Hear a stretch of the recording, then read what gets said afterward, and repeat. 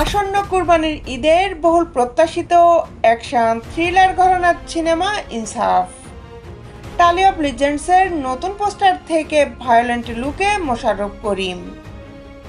চোখে সানগ্লাস, মুখে ফ্রেঞ্চ কাট, লম্বা দাড়ি, হাতে কুড়াল, ঘাড়ে ঝুলানো স্টেথোস্কোপ, পোশাকে রক্তের ছোপ ছোপ দাগ।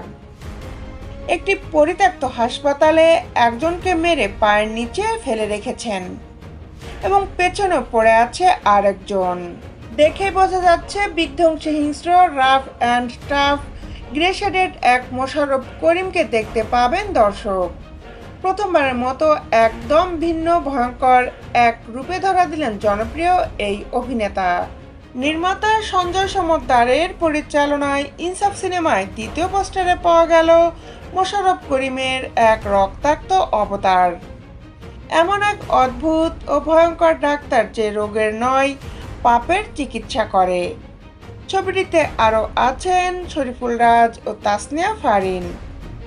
তিতাস কথাচিত্র ও টিওটি ফিল্মের ব্যানারে আসন্ন ঈদুল আজহাতে ছবিটি প্রেক্ষাগৃহে মুক্তি পাবে। আপনার কাছে ভিডিওটি কেমন লেগেছে কমেন্ট করে অবশ্যই জানাবেন। আর যদি ভিডিওটি ভালো লেগে থাকে তাহলে ভিডিওটিতে একটি লাইক দিন।